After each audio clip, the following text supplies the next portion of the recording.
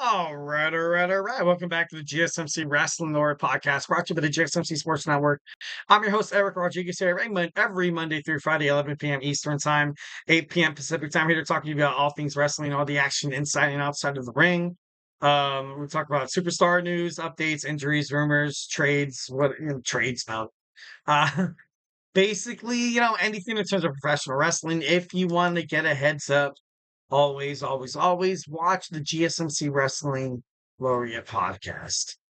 All right, so just kind of reflect on what we talked about right quick. We had our WWE SummerSlam review. We also had my WWE Monday Night Raw preview.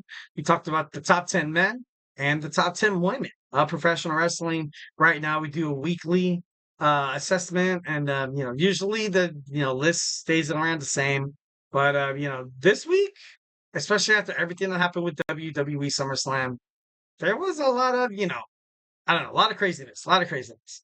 So yeah, so don't be afraid to hit on that. But before we move on any further, I want to remind you guys to use the tips and donations link at the GSMCpodcast.net. Shoot me your comments, questions, and concerns. Remember to Superman punch that like and subscribe button to the show. Also, here at the GSMC Sports Network, we do love a lot of peace, love, and positivity, 1010%. So yeah, don't be afraid to hit up GSMCpodcast.net.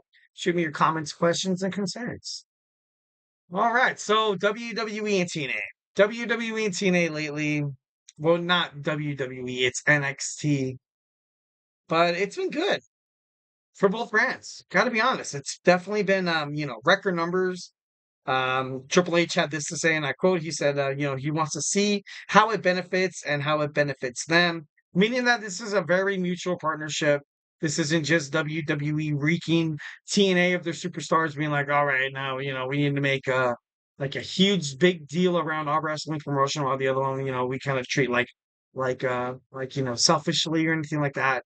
So right now, the way Triple H is handling TNA and obviously Shawn Michaels, you have wrestling, you have young wrestlers trying to gain experience. AJ Styles said it himself, and I quote, he said, the way you become better is to wrestle outside the United States and just to get experience.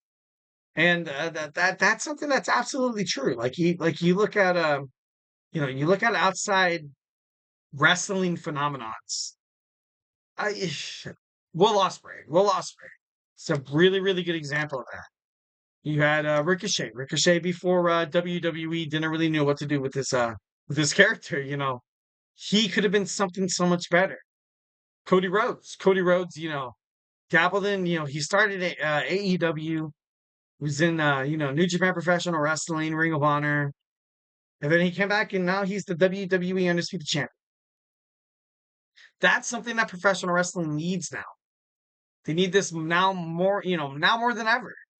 Because it's not like it was back in the day with WCW Monday Night Nitro.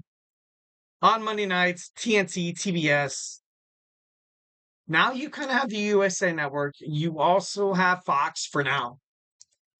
And now you have WWE appearing on Netflix. And this is a big deal. This is something that WWE really honestly wants to add star power to the wrestling industry, especially moving forward because you have TNA, which isn't the WWE's responsibility, but you also have NXT. NXT, Triple H even said himself that he wants to establish as a new, thriving, young wrestling promotion, its own entity. And right now, I think it's great. I think 1,010%.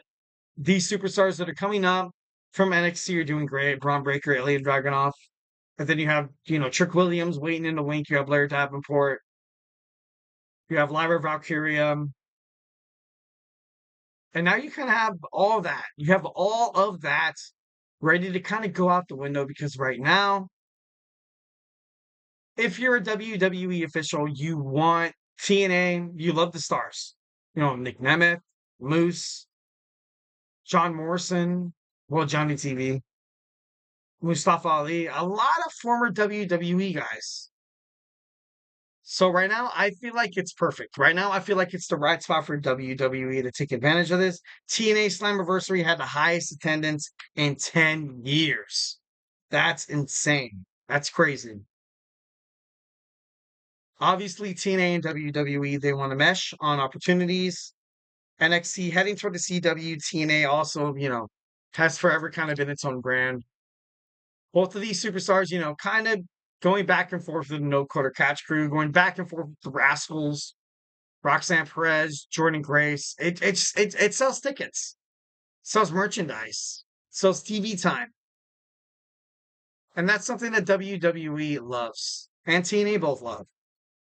It's a beneficial relationship. Definitely something that's going to, kind of move a little more aggressively in the future, to be honestly, in my opinion, because you have, NXT becoming its own entity on the CW. You also have TNA that's been its own entity. It thrived in 2004, 2006 to like 2009. Then after that, the crap hit the fan. Jeff Jarrett left. Jeff Jarrett was actually suing the company. AJ Styles, you had a Kurt Angle, Bobby Lashley. It was just nasty. It was bad. It was bad for TNA. Got to be honest. So right now, while you have a young, thriving, talented pool of young superstars in NXT, and you put them together with TNA superstars, it's gonna be magic. It's gonna be magic, 1,010%. Can't argue which way. All right, guys. So that's it for me. Thank you so much for tuning into the GSMC Wrestling Laureate podcast brought to you by the GSMC Sports Network. Here at the GSMC Sports Network, we do love a lot of peace, love, and positivity. So remember to Superman punch that like and subscribe button to the show. Also follow the GSMC Sports Network and the GSMC Wrestling Laureate podcast for more content and updates. Also Instagram, Facebook, Twitter /X. Also the other basically all your social media platforms. So make sure you hit it up. That's it for me. Gonna love to see you guys tomorrow on a Tuesday. So hey, love you and hey, stay beautiful.